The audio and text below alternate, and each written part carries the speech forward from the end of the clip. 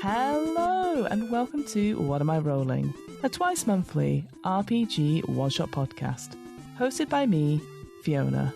This is part 2 of our Going Rogue one-shot, so make sure you listen to the first part before continuing on with this episode.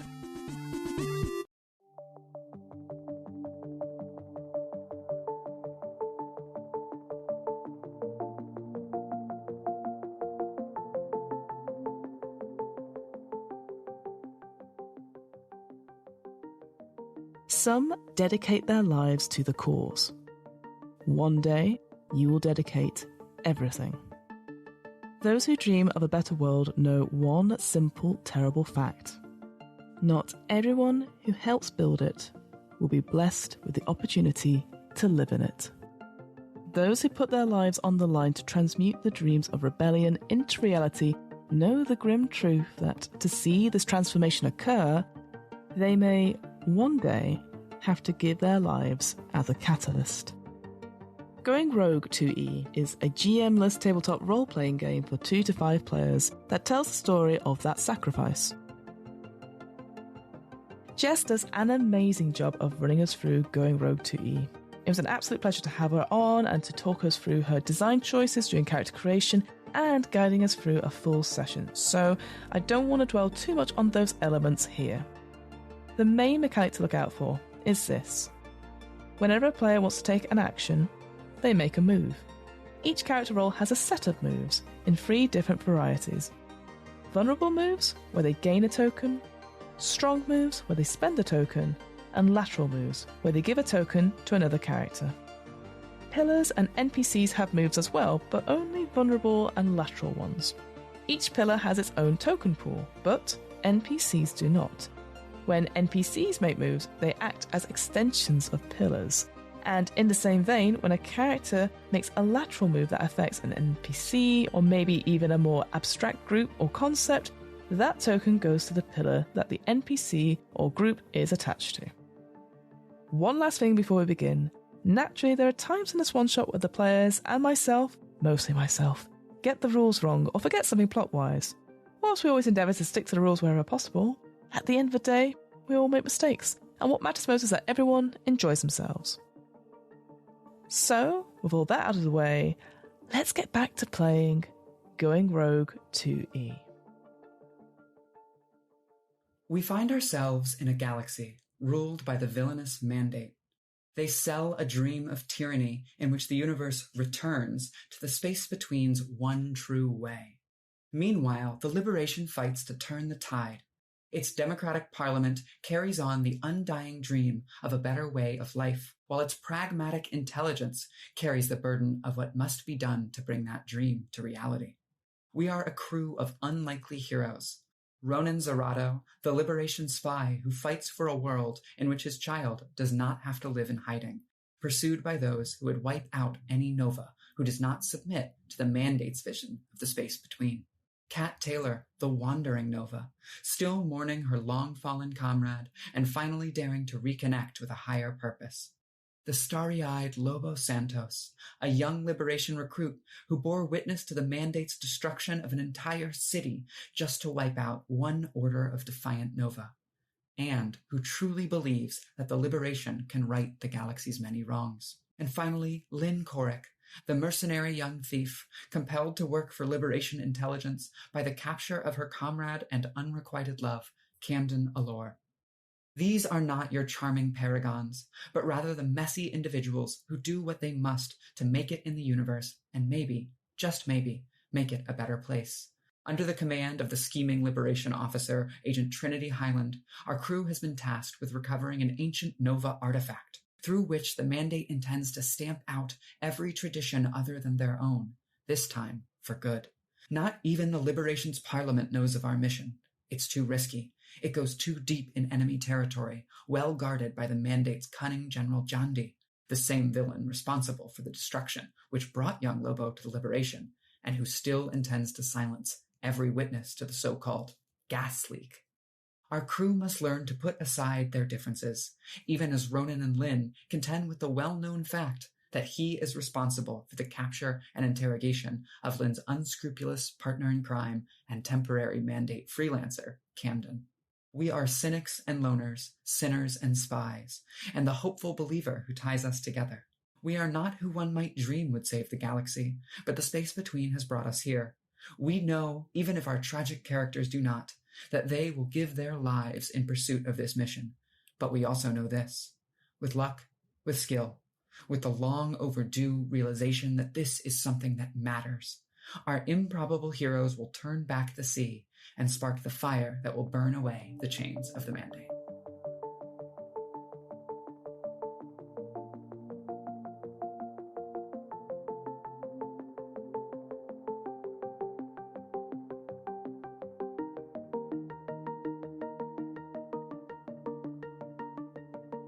And with that, I believe it is time for us to hop into idle dreaming, which is a term from Dream Askew, Dream Apart, the belonging outside belonging system upon which this game is based, which is where we just sort of talk about what do we think is happening right now and choose a point in there to jump in. When we start like being like, well, what if this detail got like more fleshed out? That's how we know, okay, let's just make this a scene.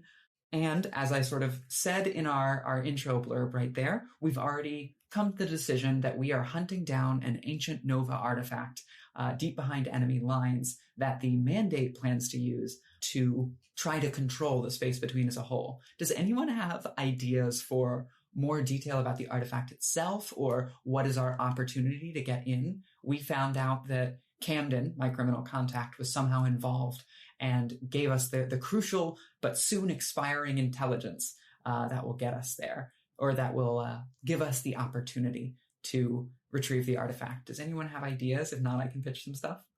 I'm curious about the idea that this artifact can be used to cut other people off from the space between. The idea that almost, using the Jedi as our villains here, the idea that there are certain ways of interacting with the space between, different philosophies, different approaches, and this artifact can make it so that only certain ones work. And maybe it's this very ordered, controlling version that the Mandate wants to be, where only their Novas can mandate how everyone else uses the space between. And so their goal is to retrieve this artifact, take it to somewhere that it needs to be in order to use it for that purpose. And our goal is to stop it before it can do that. I wonder, when you say artifact, I don't necessarily think of it as an object, but maybe a person or a child, perhaps, who has, as going off of what you were saying, almost like a negative touch cancels out, almost say Rogue from X-Men type thing. Yes. Like almost like a negative aura that you get close and it just cancels out powers, that sort of thing. Just from what you were sort of speaking, that's sort of what I had in mind. But again, appreciate it if we don't want to go down that route. I love that. And I think it's a great motivator for Lynn, who would be very sympathetic to a child like that, despite her mercenary attitude. And I think it would hit on Ronan's entire deal. Oh yeah. I immediately, like when you said, like the fact that it's like not a conductor, but the opposite for the space between is already an interest to Ronan. Because his fault as a parent is that he's very fearful. And if his child had the opportunity to not access the in-between and not be a Nova, it would be something that would drive him. Like it's what he wants for them, but not necessarily what he will make them do. And then on top of that, upon finding out it's a child, that would cause a lot of conflict for him, because it's, he has this natural instinct to go and protect gifted children from the regimes that try to take them. In that case, let me hit you with an idea, which is that we know as players that that's what the artifact is. Yep. All we know is an artifact is being moved, or we believe it's a physical object. That's what I was thinking. Yeah. Perfect. Yeah, Perfect. yeah. I love it. It's like almost like it's the Nova's chosen one. Yes. Yes. What if they are trying to take this child to like a temple on a particular planet that is where it has such an impact. It is so in tune. It is like ley lines, essentially. Oh, yeah. Where they will then be able to spread that influence outward. And what we get is the location of that planet and when they are moving the quote unquote artifact. So we can try and meet them there and stop the artifact from reaching this temple. It would be such a devastating blow to the Novas that it comes from within, like, it just suddenly happens. Like you said, like that, those ley line effects, almost like that magnetic field, maybe it's amplified in some way because it's like almost like the shrine of where they are, and it just expands out. And it just could absolutely ruin them if it's a place that they consider sacred to the order. So yeah, 100%. My next question becomes, where do we enter? I'm thinking we do something a little en media res, which plenty of Star Wars likes to do. And that if we want to go back to receiving our mission, we can do that as a flashback, which I think really works well in Going Rogue. My question is where along that point we do it. So we've established that wherever we're going, we need a planet name. Don John has a planet name generator for Star Wars, I think. Nice. So we'll get that. We'll get that in a second. We could be in transit on the ship on the way, and we could be stopped at a mandate checkpoint above the planet or on the way. We could have landed in disguise and were stopped at a mandate checkpoint on the ground, or we've managed to put down somewhere hidden and we are trying to make our way to the location. Those are all ideas that I have. I'm open to others. Or did any of those sound appealing to people? I like being like in transit, like on the ship, because that also gives us just like a little bit. We could like do like just a small amount of RP because like we don't have to worry about other people yet. Yeah, totally. Until, I don't know, maybe the mandate hails us or something. Yeah, I do like the idea of being stopped. Whether I think, although going in secret is like, well, that is beneficial to us. I still like that of going, we didn't plan for this checkpoint per se, and what do we do as players with that? But so yeah, I agree with Dusty on that. Like having those quick little moments, and then be like, oh darn, yes, yes, I love it. I'll say one. I've got a planet name. How does Azen sound to everyone? How do you spell it? Azen. Azen. Azen. Okay. Cool. Okay. Yes. And yeah, so we're on our ship. Maybe this is we probably wouldn't be flying like a liberation ship, right? We'd be flying something stolen, something disguised. Yeah. Oh, we could even be flying, one idea, Camden is my captured comrade. Maybe we're flying Camden's ship, which has done work with the mandate before, that the liberation has commandeered, which gives my character a lot of emotions to be on this place. But without her there. Yeah, 100% up for that. Who is our pilot? Dusty, Lobo is a hacker, right? Is your like one skill? Yeah. Does Ronan pilot? Do they have Lynn pilot because she knows the ship? Do they trust Lynn to pilot? I imagine it's one of the two of us. I would give piloting up to Lynn if that's a thing you want to do. I feel like Ronan would be reviewing strategy, trying to cover all the bases so that when things inevitably go wrong, he at least has some of them taken care of. Yes, that makes a lot of sense. So maybe we're gathered up on the bridge. This is also a good time to look at your vulnerable moves, because those are often some of the first moves that you will use to gain tokens to do other things. And this is often a good opportunity to do this sort of thing interpersonally that is vulnerable. So we are on the bridge of this ship. Lobo and Kat, what are you like before a mission? What is your emotional usual experience of going into a mission? Are you nervous? Are you excited? Are you like trying to stay calm? What's the vibe? Yeah, I think for Lobo, they've been on a handful of missions with y'all and even some before this, but they still are nervous, but also just kind of like buzzing with that energy before like you do something very incredibly wild.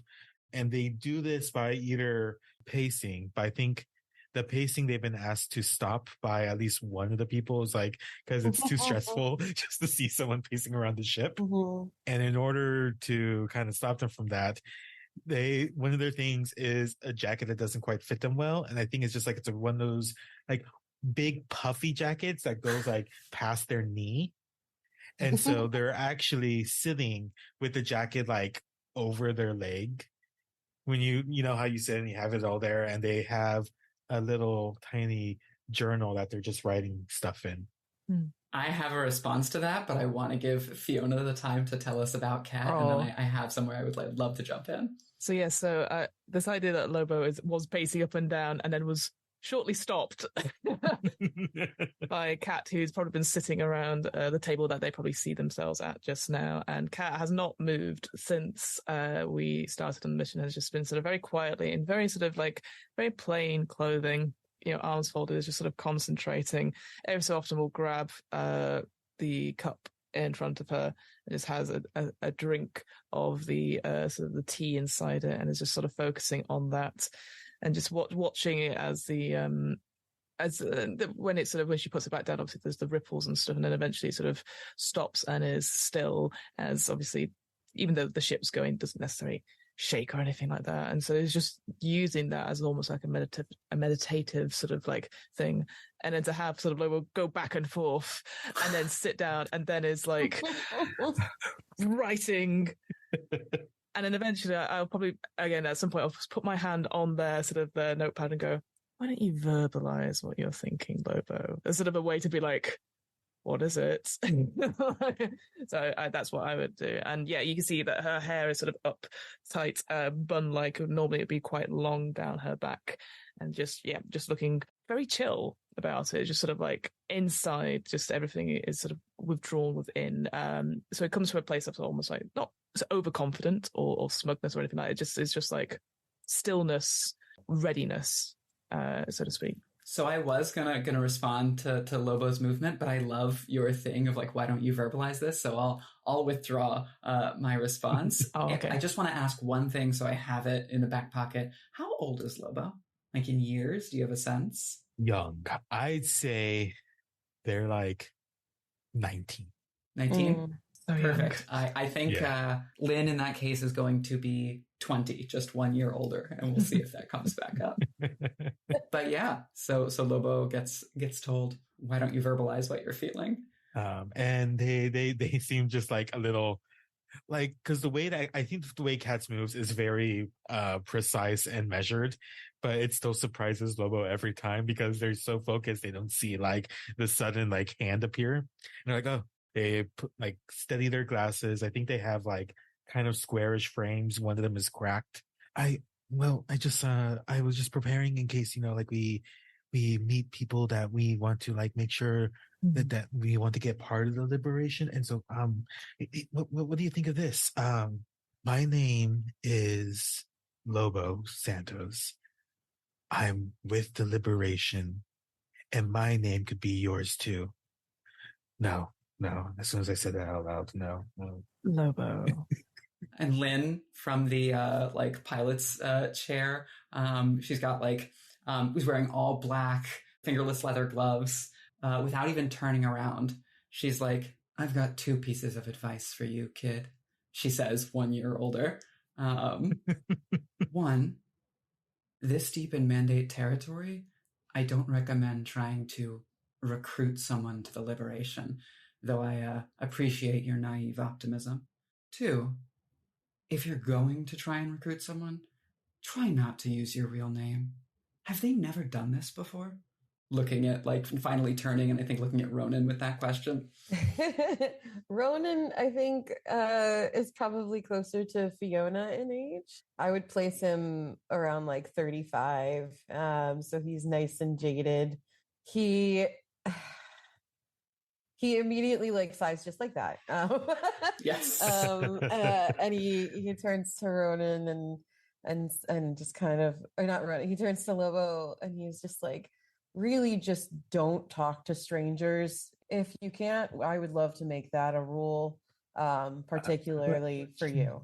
Especially with where we're going, strangers are a danger.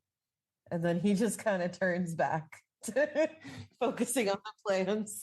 Dad energy. Okay, but like everything is danger. And you were strangers when I met you. So was the mandate, but we're not. Well, the first of those isn't wrong. This is not a mission for us to roll the dice like that. Kat will sigh and sort of take Lobo's book. If I may, I could do some corrections so that when the time comes, you can give a really good speech. Sure. Yeah. You don't have to accept them. it's nice to be working on something like this. Just ignore them. Yeah, I apologize for my handwriting in advance. It's nice to be passionate.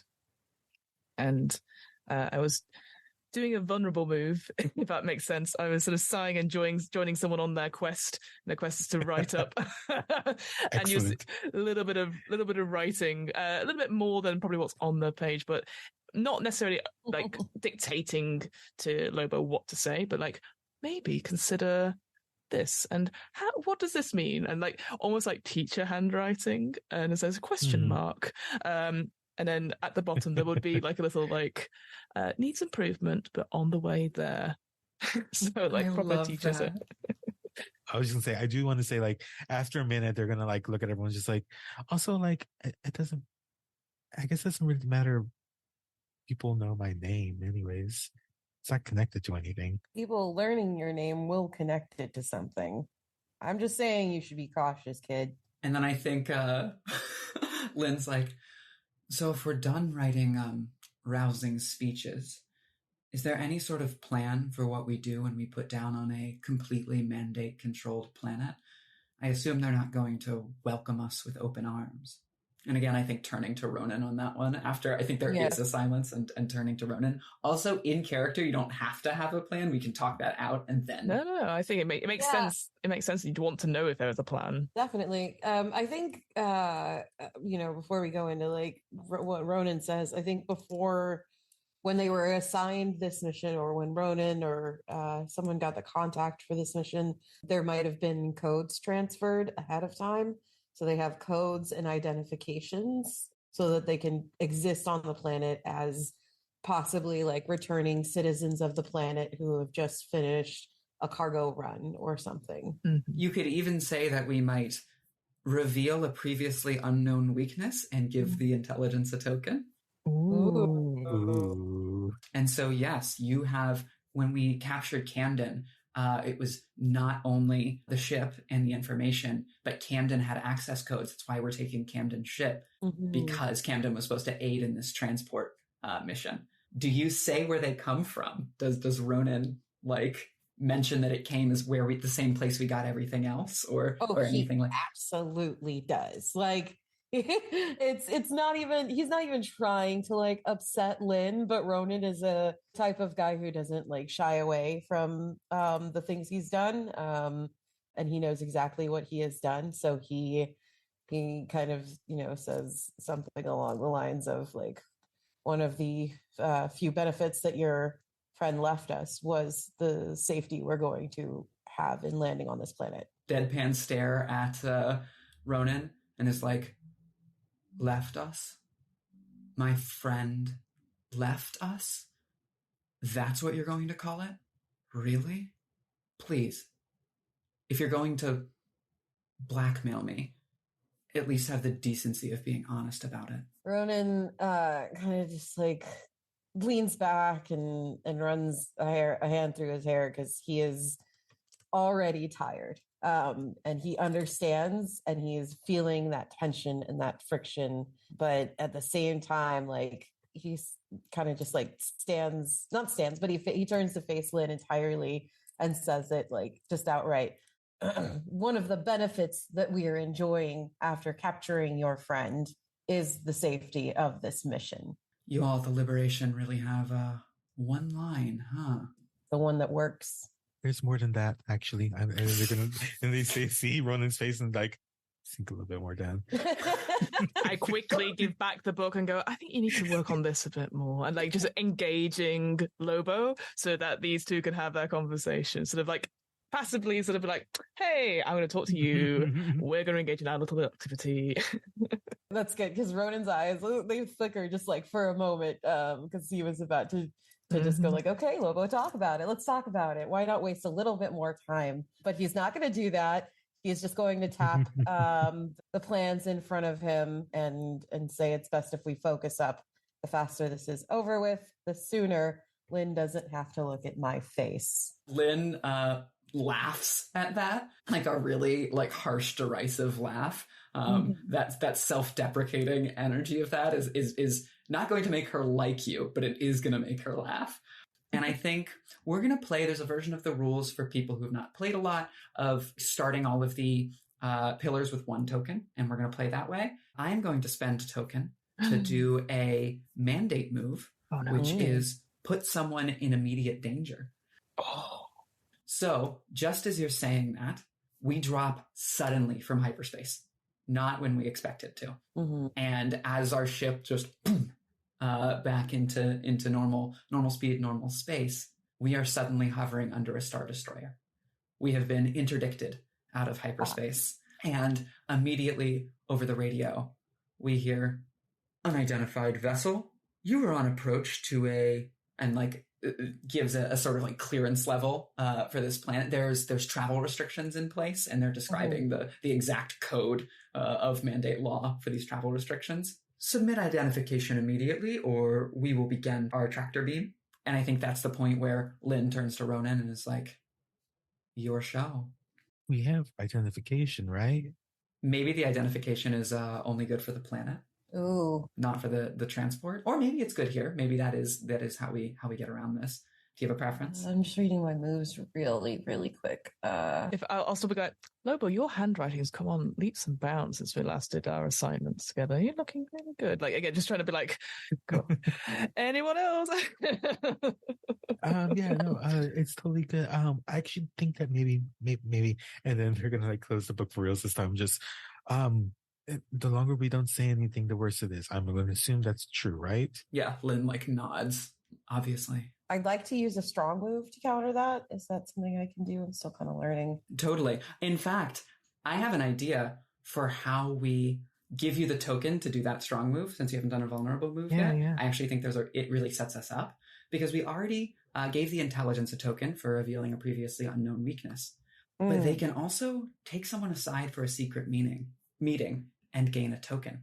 And so maybe this is our flashback. We camera cuts to Ronan with Agent Trinity Highland. Does anyone mind if I take Agent Trinity Highland, our scheming and austere? Yeah. Oh no. Let me lift up for this. What we cut to is Trinity Highland saying, you understand that you'll be on your own, correct? I understand. I'm sending you with the Nova, the kid who, well, let's just say is a bit expendable, and the thief, the one from the ship. We have her friend, and we believe that'll keep her in line. I know that we're not sending you with any other of our more experienced assets, but you know what sort of mission this is. We just can't take that risk. Right. Is there anything else that you think you're going to need from me? Yeah, we're going to need additional intelligence. I've run scans on this ship, and I don't know that it's going to make it all the way through security clearance if something happens along the way. We need to start looking like one of them. Well, we will be sending you in that captured thief's ship. We believe the identification should give you clearance for that area of space. But there is one concern. The identification is only good for 2. So do be careful they have no reason to look closer. Do you understand? Understood. And then passes you a little chip, because everything in faux Star Wars is manual. Hands you a little chip that you can slot into the console. Here it is. It should, at the very least, get you onto the planet. And Ronan, if you don't have the artifact, don't come back. Right.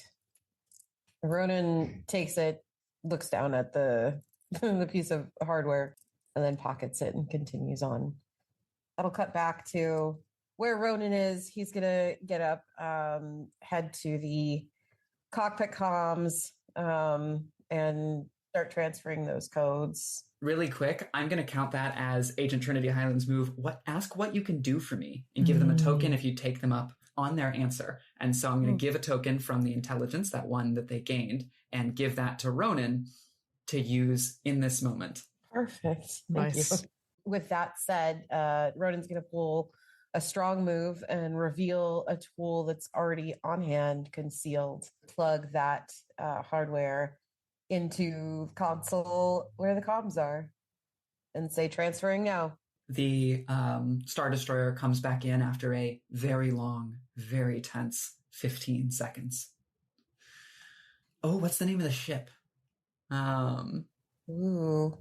I think it's the Knife or the the Black Knife. Heck yeah. Okay. I like that. Yeah. Yeah. Slices through space like nothing else. Exactly. Black Knife, your clearance codes check out. We've assigned you a landing pad on the planet. All entrances and exits, as you know, are authorization only. We will confirm your identification once you have put down on the planet. Expect docking crew to meet with you shortly after your arrival. Ronan leans over to the comm and says, Roger, Roger, and just kind of closes the communication there. Cool. So we close comms and Lynn speeds up tentatively.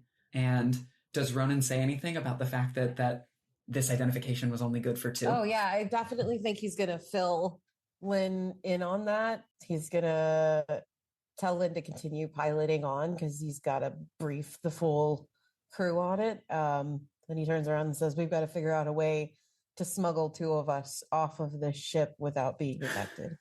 Great. Your secret, powerful backup plan was to transport half of the crew that you assigned to the mission. I see why the Liberation still hasn't won. He's gonna turn around back to Lynn, and it's gonna be like a slow, tempered turn, and he's gonna say, the sooner you realize that this mission is bigger than any of us, the sooner you're going to find success here. And you need success. I assume you're taking a token for the mission is bigger than any of us. Yes, I am. Blah-blah.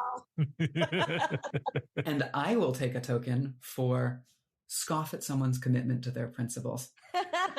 So good. She goes, bigger than any of us. Everything is bigger than us. There's one thing I've learned in this world. No one other than maybe that emperor is anything more than an ant to them. Thinking that you're part of something bigger is just a quick way to get stomped.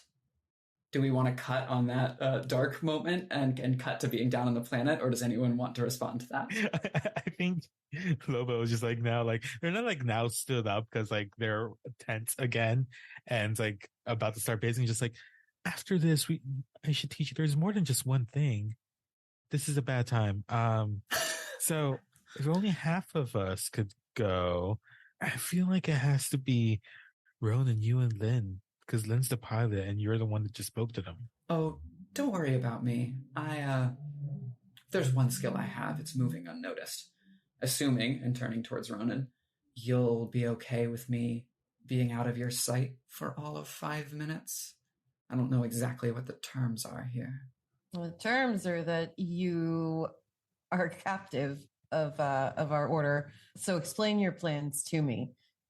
Because in honesty, Ronan was about to shove somebody in a box. So he's open-minded about the ideas. They have cargo crates on board. Those are reinforced. But if Lynn has an idea, he was the one who advocated for her chance to prove herself. So even if she's going to be rightfully snippy at him, he believes in her. There's something he sees in her that is reflective of himself. And so he gives her the floor to explain what her plan is. She just suddenly flicks a knife into her hand that wasn't there before. And she's like, improvise. That's not a plan, Lynn. I mean, I, for one, I'm a big fan of improvisation. She says quiet this whole time.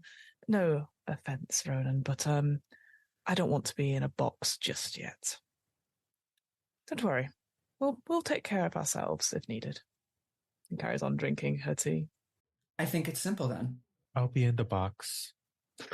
And points. I think it's simple then. Just as Lobo says, I'll be in the box, and then just waves a hand at Lobo. Look, we're operating in sync already. So unless there's any objections, maybe the plan is Lobo is cargo and Lynn is improvising. It sounds good to me. Ronan's like, he's like, improvising is still not a plan, and if you run away, it's gonna get messy. Because then, oh man, he like taps the dashboard for a moment and just kind of thinks about it, and then he just grunts and says, like, "All right, Lobo, let's just get you in that box." And I think if that's the cut, Star wipe. Yep. Exactly. So then we appear on the planet. We see the ship like coming down, like firing up its rockets, landing on this pad. What's the planet like? What's the condition of the planet? Does anyone have an environment that's calling to them? I want there to be a storm on. Camino style. Yes. Yeah, I'm feeling very like seabound, like we're at a port, maybe. The temple is underwater. Yeah. The Nova Temple's cool. Underwater. Yeah, absolutely. Yeah. Very, very cool. We're in like a giant complex that's sort of like the Narkina 5 prison from Andor that like drops way down into the water, and we're landing on that top pad. I love it. Perfect. And so it's storming, and we see the ships like sputtering engines burning away the rain as we land, and then we cut from the landing to us coming down. Well, the three of you coming down the ramp carrying cargo, and given it was a transport mission, probably the cargo would be authorized if you don't provoke any other suspicion. So the docking agent comes up, and she's got her hands neatly behind her back. Present your identification. And so Ronan presents it. Dips it. Easily. Yep. Name. I imagine that the identification has Lynn and... Oh, it's just their names? Okay. All right. Well, okay, because I was about to say Java. Yes. So he gives them his name. So which of you is Lynn Coric and which one of you is Camden Allure? Ronan will take the name Camden because it sounds neutral. Huh? Yeah. I'll take Lynn. Like, hello. Please open the cargo for inspection. Do you have a way to talk them out of this? Dearie, you must understand, it's been quite a journey. My legs, look, we have been on a big journey and we just want to deliver things and just go home. My dear partner, they've got our tea on the thing. I think it's shepherd's pie. You wouldn't let a delay in us getting home, and like we don't want to bother you. It is as it says on the data pad. And I will do a strong move, paying that token, and I will stage a convincing distraction. A convincing distraction. Interesting. So you will engage that distraction, and I think that's going to give Lynn an opportunity for something. So nice. You're engaging in this conversation, but like still haven't fully convinced them to like... No, I if anything, I sit down on the box because I'm just like, it's just really repressurizing, you know? And just like being in the way. And it's like trying to finish this conversation is trying to cut you off. And then Lynn will use the strong move, find yourself cornered and smash your way out. Nice. So like Lynn didn't have a way off the ship yet. And you just see the flash of a knife land in that mandate officer. Oh. Leaves the uniform clean, though, with where it hits. And so they suddenly drop, and Lynn comes up, and without even talking, starts taking off the uniform. Like I said, improvise. Yes, and I believe. I'm so glad that Lobo didn't see that. Lobo's just... From the crate, you just hear, like, a single knock. Like, not saying anything yet, just like... Ronan immediately responds by knocking back with the back of his boot on the crate, just like kind of be quiet. I think Lynn looks up and is like, well, I believe we're through the checkpoint, and gestures at the now like down to their undergarments mandate officer. You might as well let the kid out. You could put them in the crate, you know, for safekeeping.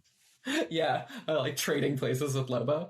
So I think unless Ronan stops Lynn, she like pops open the crate. Oh yeah, no, Ronan lets Lynn pop open the crate, and he walks around so that he can be like in Lobo's view, because he doesn't want Lobo to see this dead body so early in the mission.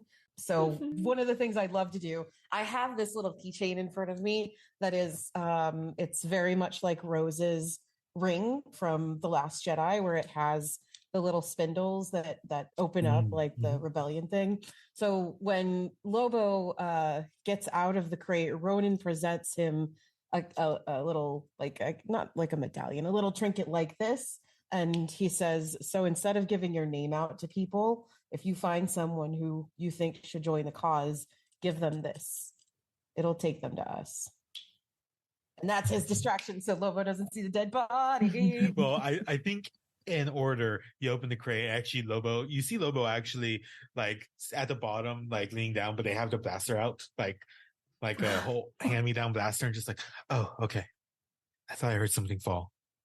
They're going to get out, kind of like maybe stumble a little bit because like the crate and now the floor is wet, where like they weren't realizing it. Just like then that happens, like, oh, great, cool. I'm just gonna put that on, and they start like messing around with it and look down and then see like just, I guess, no longer boots, right? Just bare feet. Yes. I think the bare feet sticking out of the crate as Lynn is like lumping the body in there and then pushes the feet out of the way and slams the crate. I did hear something fall. No, we don't have time to talk about that. All right, cool, great, cool, awesome, cool, rad. What now? I think when you say we don't have time to talk about that, there's a comment from Lynn that is like, I'm liking this one more and more. And then like Lynn points and is like, inside we go. And then she's like she's like buttoning the uniform. I assume I can probably, and like takes out a like code pen, get us in there, at least part of the way. Lead the way. Yes, let's go. As we start to head inside, this is going to be a good time for the mandate to use a move, which is foreshadow a larger threat and gain a token. And as they do so, as we like begin to head inside, we see hands swiping over a data pad. It's General Jondi. Oh no. We like reverse shot. We see General Jondi at the desk and is like having a meeting, something unimportant, and is like lifts up a hand and says, "Wait a moment. My package just arrived ahead of schedule. This is going to have to wait." And like without even waiting for the like underling who was reporting, just walks right past them. They're like sort of jaw open and heads out of the door. And two like mandate troopers form up behind, who are like guarding the door and are now formed up behind this strutting mandate general who has like a cape like billowing out behind him. So we now have General Jondi moving towards us. Of course, we don't know that. He just saw our identification and came on his way. We're moving. We've entered the facility, and they seem to be letting us through. I've got on that mandate uniform. I assume Ronan like knows the location of where we're trying to go. Yeah, I believe the intelligence gave him a general like layout plan of the base that they're in and where he has to go. What I would add as sort of a detail, as we're sort of moving through things, like obviously Lynn is sort of getting us through things, but we were just trying to pass through corridors which might have lots of mandate soldiers and stuff. So we're taking a moment.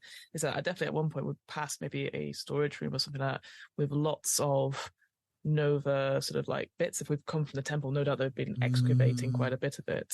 And you would definitely see cats that look at it, and quite a lot of it might be smashed or broken because they've been fairly careless with it. And maybe some of the sort of I'm thinking because it's an underwater temple, definitely like anything in stone is definitely sort of like hieroglyph like, you know, sort of carved in and stuff, and it has that sort of beautiful green sheen to it, and sort of like looks at it and she just ignores and just carries on going. Just but like the idea that there are this relics in general of a order. I really like that. I also think we don't know what the artifact looks like. So it makes sense. Yeah. Maybe even part of your job on this mission, like why you were sent, was hoping that you could recognize the artifact. Like they sent a Nova. So maybe like actually we stop at some of these like artifact stores and like I enter my code pin, like it lets us through and Kat is like inspecting these artifacts. Yeah, definitely like sort of put my hand over them and sort of close my eyes to try and feel something. And if we go through it and like, no, not here, just dead echoes here, unfortunately. I think actually, can I cut you off at the word echoes? Absolutely, yeah. And then I'm going to use a space between move. And by the way, on the last page of our like play doc, you can find a list of all of the pillar moves in case like you see one that you want to do. But we're going to invoke awe and gain a token. And when we do, suddenly you say echoes and the camera cuts to a like shot deep underground. And you see these like tall stone spires and archways, some of which are outside and already like crumbling, but in the center is this like almost cathedral-like structure on the ocean floor. And we see like an outer shot, close up on like a carved relief.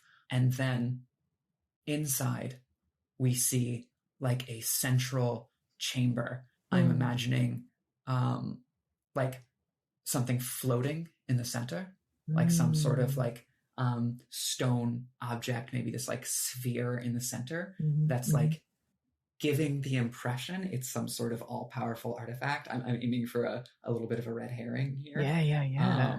So just as you think that this isn't what we're looking for, it isn't, but it's the same stonework as this room that you are suddenly envisioning in your mind. And so you say echoes. You have those flashes. The camera has those flashes. And then we cut back to your body. Yeah, I sort of take my hand away from the relief. No, it's not here. Whatever it is that we're looking for, it's in the temple itself. It's far, far beneath us. It also involves us going underwater. Lynn looks at you and is like, you got all that from some etchings on a rock? I improvise.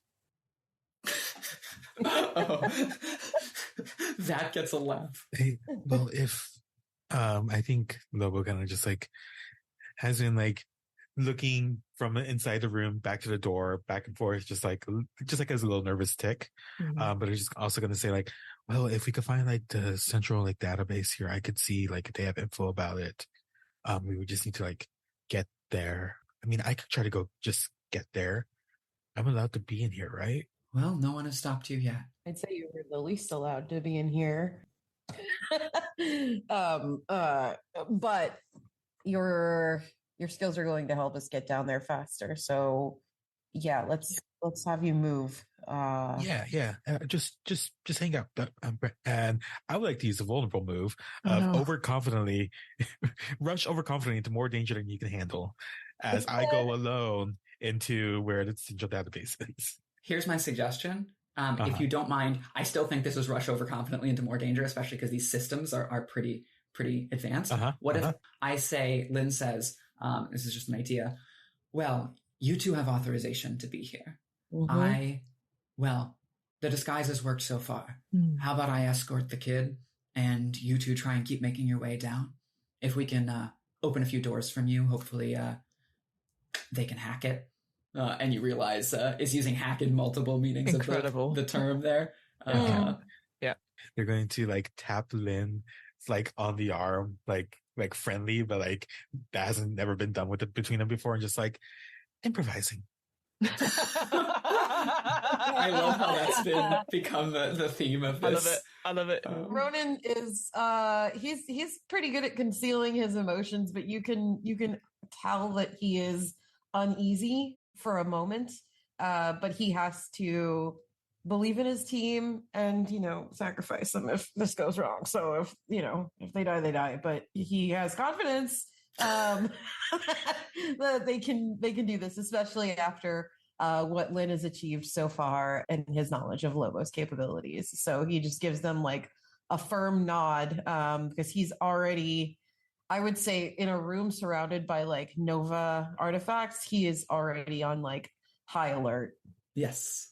So I think this is a good time for us to split the party. Excellent. Woo-hoo. And do we want to start with Lynn and Lobo, or do we want to start with Ronan and Kat? Does anyone have any preferences? I think we go for the double L squad. Yeah. Lynn and Lobo. There we go. Okay. L squad is a L hell of a thing to call it. Yeah, L squad. Taking L's. So we cut to me once again inserting a code pen. We are actually on the other side of the door with the camera. I love talking in terms of the camera. I love it. Yeah, same. We're on the other side of the door, and we see me through like a window inserting the pen, and then the door splits to reveal the two of us. And we like head on into this big mainframe room, which is, because it is Star Wars, at the center of a large cylindrical empty space with like that drops into water below. Like you can see water like 200 meters below us. Mm-hmm. And we have to walk across a catwalk to like a spire in the center where the computer is. And there are no handrails. Love it. So we come into that central spire and go up to the center computer, and Lynn like gestures with a hand. Your job from here. Yeah. I think before Lynn even said anything, they're at the console and already like typing furiously. And then kind of just like saying like, okay, well, the first thing is just we need to find out where this information is. And then it's going to take way too long to try to actually get it from the system. So maybe we could climb and get it. Looking up, I say this maybe like a 20-foot spire as well. And I think it's like the thing in specifically Rogue One where, because it's, again, Star Wars, all the information are in just giant like data disks. Totally. At that point, Lynn like sighs, of course, and like grabs a handhold and starts climbing. Which one of these am I grabbing? Do you have any move that you like want to do? I think it's definitely use your specialized skill to inspiring success. As soon as Lynn is like climbing, and maybe like they got like 10 feet up and they turn around and say that. It's like, yeah, it's this one. And they click a button and one of the data disks that's like next to Lynn's head just pops out. Yeah, like Lynn moves sideways and like grabs it. Nice work, kid. Get anything else? And I imagine with inspiring success, maybe you have gotten something that helps our other team, like some way to get them down there. Yeah. Reading here. So this spire connects to, looks like actual a tunnel that goes through like a service elevator. If you could just get them to the other side, they should be able to get there pretty quickly because it's used to lift everything that we saw in that room up here. Well then, moving forward. And like takes out her communicator. The kids got you a route. And then we flip to Kat and Ronan. Mm-hmm. And could you give me a brief moment? I have a mandate move that I plan to come in with here, if you don't mind me playing it close to the chest. No. But a moment of the two of you, I imagine if Grandma and Dad are hanging out, there's some good conversation that could be had without the kids around. Definitely. Absolutely. Or maybe even you're following this path down, like we've given it to you, and we can clearly see you descending this service elevator. And what are you two talking about, if you're talking? I think I would have definitely noticed Ronan's reaction to the order insignia and stuff like that, because this is the first time we've actually been in like almost like a vault of this stuff.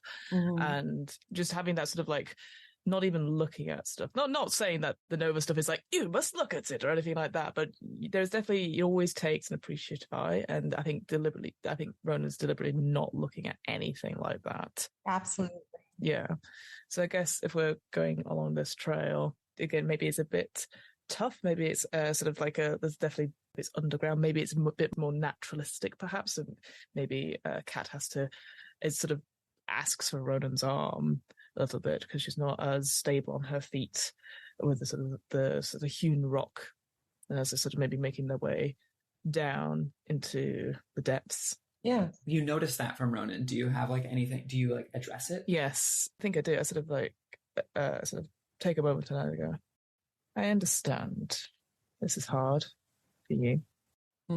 Do people know about Ronan's kid? Do you know Kat? Ronan, would you have told Kat about your child, or would this be a moment of maybe that coming out? I definitely think this is exactly what I was about to say, is that like you're completely right on your note about like Ronan definitely seems, he's more stiff, he's uncomfortable. Being surrounded by all of these artifacts is like kind of, I wouldn't say putting him into panic mode, but his thoughts are going directly like to his child and what could be and what might be and how little control he has over their future right now. And I think that just like shows, especially to Cat like on his face that he is uncomfortable. Would you have told Kat previously about your kid? Or? Oh, no, sorry. Yeah, I completely forgot to note that. But no, I feel like this is maybe an opportune time to ask about it because Ronan has not opened up quite as much. But if it was to anyone, it would be to Kat. Yeah, I think that statement of like, I appreciate this is hard for you is like, she doesn't know at all, but she's just reading off like this. And so it's like open to hear it, if you see what I mean. She's not gone, I know what's happening. Like she's just open to hearing it. Yeah. And I think that would be a great moment for me to use a vulnerable move and break my commitment to secrecy in order to vent misgivings about my orders. He'll respond and say, like, it is a lot harder than it maybe should be right now. I can't say I'm the most comfortable person around stuff like this. And he like gestures to the Nova artifacts, but doesn't exactly know how to frame it because I feel like he knows, everybody in the group knows that like she has those abilities and he doesn't necessarily know how to frame it in a way that is polite. Well, it's fine. You get used to people staring and you get used to various points of view when you are parts of an order. We each have our own things. I just want you to know that it is okay to feel these things. I share no ill will if you were worried about that.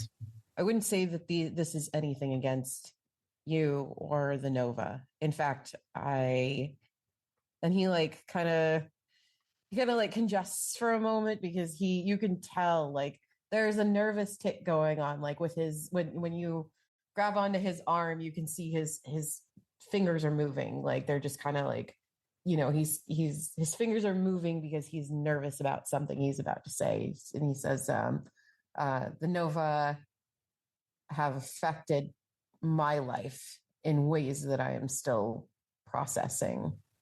And so being around all of this history, I would say it's opening my mind to another layer of who they are, who you are. I'm going to use a vulnerable move myself now. I'm going to tell someone they remind you of a person you used to be or care about. Ooh. Satine said the same thing when she joined. Oh? Satine. We were, what's the phrase? A partnership of some sort. Nothing official. Not how it always goes. He says this, a married man. He sure is glad he joined this rebellion already taken because it could have gotten real messy for him. And he kind of turns and says, like, what led you to join your order? What was that a decision you made, or was it one someone else made for you? If you don't mind me asking. Not at all. Well, I had to follow her. Couldn't be without her.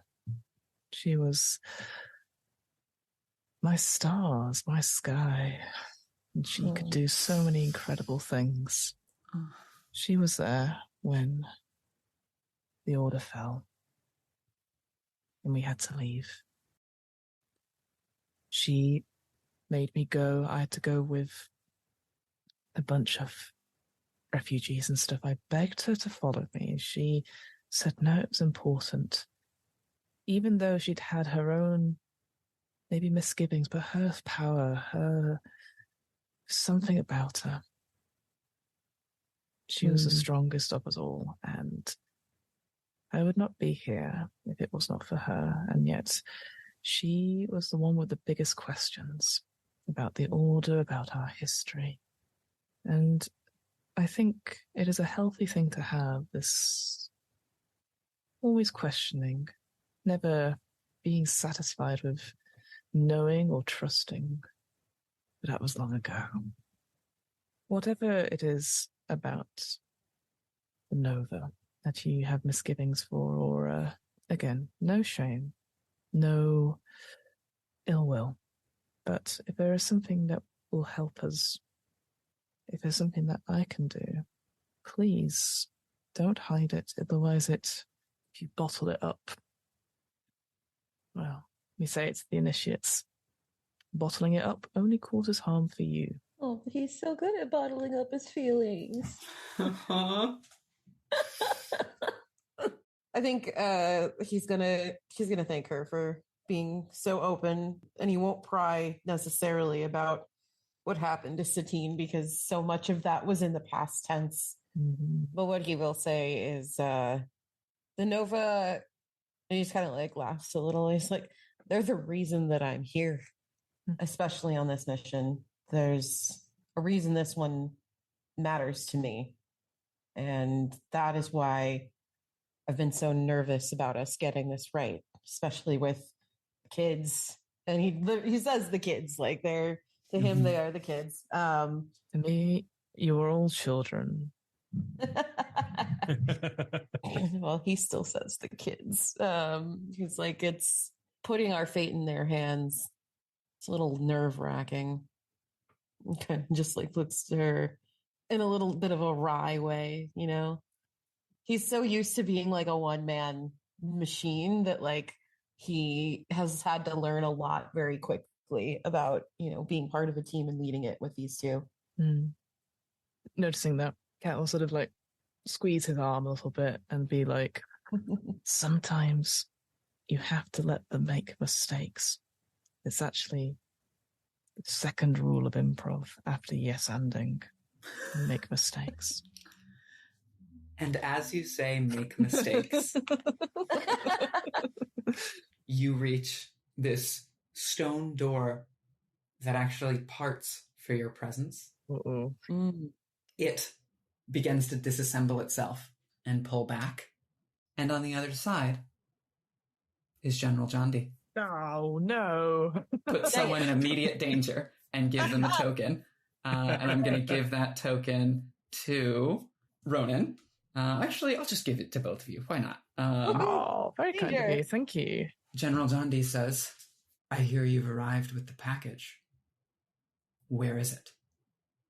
And then cut. Oh, fuck. Where's Lynn and her improvisation? This is... Oh, you can guess and General Johnny. I think this is the point where we go back to our L squad. And speaking of where's Lynn and her improvisation, I'm thinking we are trying to now travel the same route that they traveled using the ID card that like occasionally during that conversation, we saw them dip the ID card to like move further and further down. Right. Mm-hmm. Mm-hmm. Mm-hmm. And we approach a closed door that would like lean to the stone section, right? Like this was, we've already seen this transition point from the metal base to the stone below. Mm-hmm. And I slot the ID pen, red light. I try it again, red light. Now the red light is blinking. No. Shit. Shit. Yeah, that's code. That's bad code for us. Yeah, I have that idea. And then we start to hear like footsteps around the corner. And I'm going to use the vulnerable move. Get captured. Oh, no. But you're the one in the uniform. Yes, using my code pen for something that I'm not supposed to. Does anyone want to play the mandate NPC who comes around the corner? Either a trooper or like an officer and a set of two troopers who are like checking out this security like failure. Like, why am I trying to use this ID pen here? Sure. I mean, if you, me, Katrina, do you want to come as a double act? Mm-hmm. Oh yeah, a trooper and an officer. Yeah, I'll play the trooper. I love playing dummies. I'll come as the officer then. So yeah, we'll come around the corner. Hey, a short woman with like very, very cut top. So identification, please. We had a notification saying that there's some issues here. I look down at my like nameplate and I'm like, Lieutenant Undro. Hands over the ID pen. Doc attendant. Who's this? This is they asked me earlier for assistance with the code pen and I was just trying to help them out. One of the technical workers here. My badge is in the break room. Sorry. That's not up to code. Neither are your shoes. That's it. Excuse me. Yeah, They're untied. like, Look, your shoes are untied. That's not up to code. he looks over to the officer like, what is this tomfoolery? But you can tell in the tilt of his helmet that is what he is thinking. You'll have to come with us. We need to go over some bits and pieces whilst we have our things look at the door and clarify. You're supposed to have your papers on you at all times. Looking towards Lobo at this point. Where's your uniform? I'm trying to think of.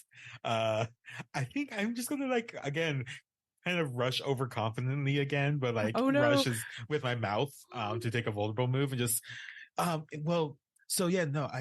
you're totally right. It was cold outside and I went out to take it was cold outside. Vape break. Because, it's up to code. We're not supposed to do that in the building, obviously. You know that, right? Yeah. So I came back and then I ran into Andrew, was trying to help them out. And obviously the code here. So, if you didn't come, I was actually just about to call you. And I think as you say that, Lynn just tries to drive a knife into one of the troopers. But to be clear, I'm still using my get captured move. This is not a strong move. This is a vulnerable move. So I try to jam a knife and it bounces off the armor.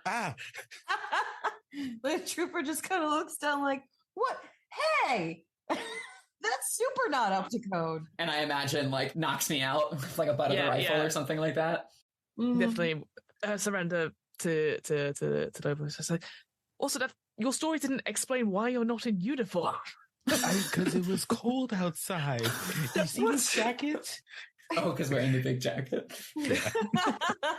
And I imagine takes Lobo and handcuffs and the passed out Lynn gets slung over his shoulder. And if I can suggest what the officer finishes with, tells the trooper, take these two to the general. Absolutely, yeah, take them to the general. And then they open up the door we were trying to go through. Yeah. The general. And start marching Lobo down. Oh, excellent. Oh, boy. So we cut back. And the general has just asked, where's the cargo? And for its worth, I'm imagining this is the moment of everything going wrong, right? So you don't necessarily have to be able to pass this in a good way. It can get messier. And as far as where's the cargo, I like the idea that maybe during this conversation, the actual cargo arrives and John D finds that out. Oh, cool. Yeah, no, I like that. So I'm guessing with General John D that he's brought quite a few people with him. Or is it just him by himself? I think alone because he has a sense that something is weird in a way that he doesn't want other people to know about. He hired a criminal to do this and this is all kind of hush hush. So he actually doesn't. And Imperial infighting, right? The mandate, if someone finds out he's done something wrong or he failed, his head could be on the chopping block. So this is a deal with it myself sort of thing. I am tempted to demonstrate why Ronan saw Lynn in himself because he has a concealable blaster and a plasma knife. And I really want him to take a couple quick steps toward the general and be a little stabby and see if we can take the general down without any noise. In that case, I like the idea of you try and talk out of it for a second. The general gets the information that it's actually arrived. And that's where you have to step up and act. And maybe there is just the two troopers I mentioned, the two guards. It's a very small, so that the general can have to leave for the package and you two have to deal with the troopers, right? Yeah. I heard that you arrived. Where is the child? I arrived with my package. Where is the child? Oh. Child? Yes. The child that you were transporting for me? So that's definitely going to stop Ronan from trying to kill somebody. General, the package is being delivered. It's just sort of taking a moment. It needs to acclimatize. The child needs to acclimatize from it coming out of space. You understand? Then why are the two of you down here? We came ahead to meet you so that we could take you to the package. A discreet way of coming back, so to speak, without anyone's prying eyes. And just as he's about to believe you, you hear someone come in over the radio. General, we have someone here who's claiming to have a delivery for you. You can hear this on the radio. It's a child. And you see both of the stormtroopers like unlatch the safeties on their guns. And that's when Ronan decides to pull his blaster out and to try to take a shot at the troopers. Absolutely. Yeah. Move you and your comrades now an obstacle you can't overcome directly. So you go for the troopers, not for the general, or do you go for the general? I'm going for the troopers first because they have more guns. That makes a lot of sense. So you, in a flash, have moved in on one of the troopers and like, or actually like just a hip shot, right? And one of the troopers like drops to their knees, isn't like dead, but like drops. And the general sees this happening and just yells, "Take them out. I have to go retrieve the package." And like immediately goes to like move past the two of you, but the troopers are raising their weapons, even the one that has like fallen. So I'm imagining the two of you are suddenly engaged in a fight as the like general moves like up behind you. Yeah. Do either of you want to describe your fighting techniques? You don't have to, but I want to like give that moment as an option. And if not, I'm happy to narrate. You've done your move and I'm happy to narrate how it goes. Ronan fights dirty. He took that hip shot immediately to try and like disable one of the stormtroopers. And then he's going to go like probably directly for that trooper and try to knock them out with the butt of his blaster. Absolutely. He's like drops to his knees and then you come across with the butt of the blaster. Yeah. And then what is Kat doing? We haven't really seen Kat fight. No, I know. Ooh. I think going for the other person in the fight, Kat doesn't like, she just sort of stands there briefly and then like you blink and she's moved up straight close to this person, Totally. almost as if like fast forward a little bit. And all she does, I'm going to do a strong move. I'm going to do intimidate someone in order to get what you want. And so what I want is for them to just be passive and not fight anymore. And I'm just going to whisper to them in their ear and it goes, "I forgive you for everything that you do. I'm sorry you had to do it." And use those words to sap any anger, any fear out of them. And I think in this temple that you have just entered, you are in sort of the vestibule of this temple. Those words echo in this trooper's ear. In fact, we get like an audio sound effect of like that echo. And we see them like sag a little bit and then take off their helmet. Yeah. And look at you. Thank you. It's okay. Just take a seat. And like turns and looks at the temple. Mm-hmm. I didn't even know. No? I didn't understand. I sort of pat their shoulder as presumably Ronan's like... Yes! Finishing off the other one. Yeah, I'm just like, it's okay. It's okay. And yeah, and just make them not a threat anymore, but also just make it very clear if Ronan sort of turns around and just sort of like put a hand up. So just sort of quietly talking to them as I sort of put them out of the days. And again, my aim is so that they just don't fight anymore, whether they stay in the space with us and just ignoring us, or if they just wander off, that's absolutely fine as well. Totally. And I think if you don't mind, that's going to moment we're going to cut back. Yeah. We cut back, and just so happens that the child and our captured comrades are arriving around the same time. Does anyone want to take... anyone who isn't me or Dusty want to take General Jondi so that like I can be talking to the General Jondi? I'm happy to give it a go, but I'm always happy if Katrina wants to have a go as well. Yeah, I'll do Jondi. Go for it. It'll be great. And then in that case, Fiona, do you want to play the child? Maybe we pick some traits for the child. Yeah. Let's look. What traits do we want to use? I'm already thinking about attuned, ethereal, innocent. What do we want from this child who has had so much placed on their shoulders? What sort of attitude do we want to give this child? Does anyone have thoughts on that? How many traits can we give it? Is it just 2, or is it as many as we want? Usually it recommends 2, and I think 2 would work well. Cool. But even outside of the mechanics of the game, does anyone know? Do we want like a child who is wise beyond their years? Do we want someone who is innocent and like doesn't really understand the full gravity of what they're getting into, or just like is scared and wants to leave? Is it a mixture? Is it like frightened but has these strange insights? I think that's what I'm leaning towards. Like they like the very wise, like they don't quite know what's going on, but they like know what they could do. But also definitely scared because like they don't know what's happening in this moment.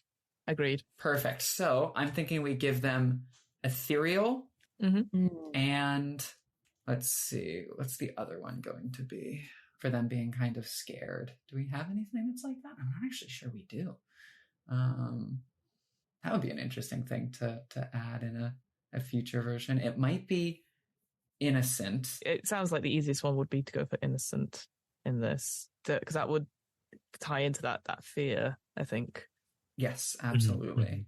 And then a name for this child. Does anyone want to pull up the Don John Star Wars name generator and toss us a name? Yes. Actually, does Ronan's child have a decided gender? Because I think making it the same would be powerful. Yeah, agreed. Yeah, definitely. I'd say a little girl. Cool. So in that case, let's pick a girl's name from the Star Wars name generator. Miri Pavan, Lysa, Corti, Rena Dival. Rena's nice. Rena has a good ring to it. Yeah. Rena Dival. And is ethereal and innocent. So we come to General Jondi happening upon Lobo and Lynn, and I think Lynn has just woken up. Does General Jondi say anything to open? So Jondi is rushing over after having encountered some infiltration, it seems, in the base. He says, there's been a security breach. I need 4 of you troopers down the hall. We have intruders. And then he beelines for the child. Is the child just out, or? I was imagining you run into like the officer we found before and these 2 captured ones, and you get like stopped. Maybe it would make sense for the officer to open up and be like, General Jondi, we captured these 2 trying to access the tunnel to the temple. So 2 more in your group, are there? Are there any others? I have 2 down the hall. And I think Lynn is like, yes, dozens, all over, even within your ranks. And Jondi like fully believes this because he's in a panicked rush. Everything was supposed to go very correctly today, and I would say that he probably has a promotion riding on this, so he's going to use everything he's got to make sure this day is successful. I know we just said that, but I actually just had an idea I really want to play with, if that's okay. I'm sorry to like... Yeah. No. Please. I have a move, find yourself captured, and have the skills to get yourself and only yourself free. Oh, brutal. And Stad's like says, do you have more? And Lynn's like, with Lobo standing there, I have no idea what you're talking about. I'm not with these people. I'm Lynn Korick. I don't know who you have elsewhere, but check my file. Check the photo. I'm Lynn Korick. If you let me out of these cuffs, I can help you secure the package. I want to point in, as soon as Jondi walked in, Lobo has been like just pale face, like silent.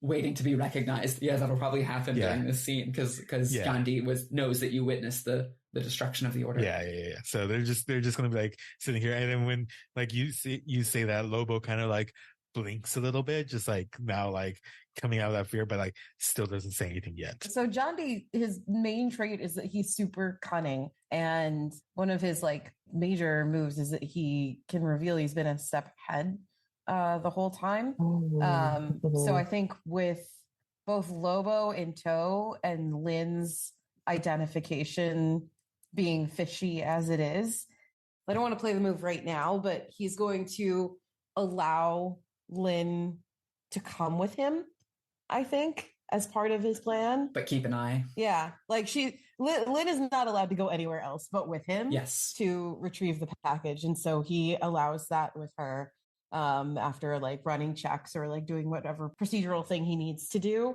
because he wants her at his side. And he looks over at Lobo and just kind of like gives him this like very thin but wide smile.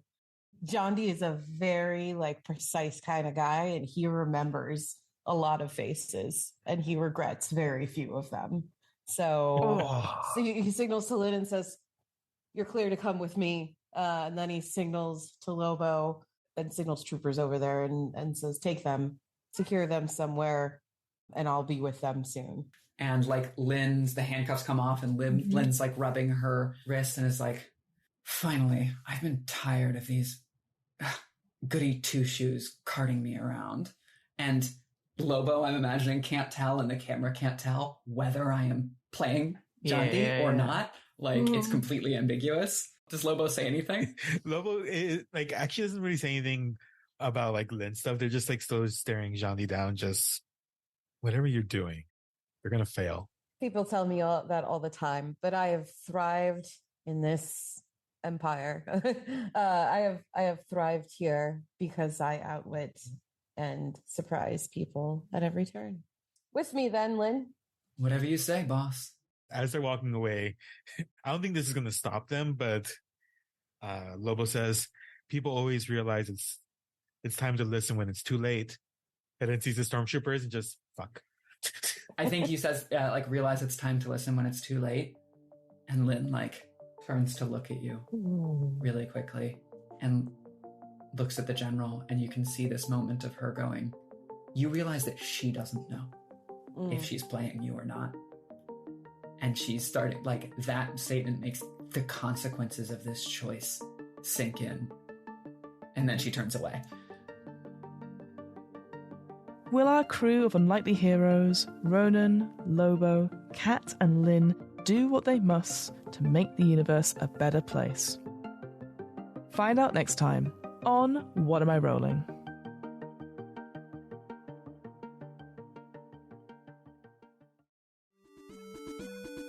The What Am I Rolling podcast was created, recorded, and edited by me, Fiona Howat. This episode's players were Dusty, Katrina, Jess, and myself, Fiona. This episode's special guest GM was author and game designer Jess Levine. You can find out more about her work on her website, jessfrom.online. This episode's RPG was Going Rogue 2E, a GM-less anti-fascist tabletop RPG about war, rebellion, and making the ultimate sacrifice. You can find out more information about Going Rogue 2E and grab your own copy on Jess's itch.io page. The theme music was 8-Bit March by Twin Musicon of twinmusicon.org, licensed under a Creative Commons 4.0 license. If you want to find out more about the podcast, check out the website. That's www.wairpodcast.com. Fancy getting in touch? Email the podcast at whatamirollingpodcast@gmail.com. Finally, follow the podcast on social media at WAIR_podcast for the latest news on upcoming episodes. And remember, adventurers need not apply.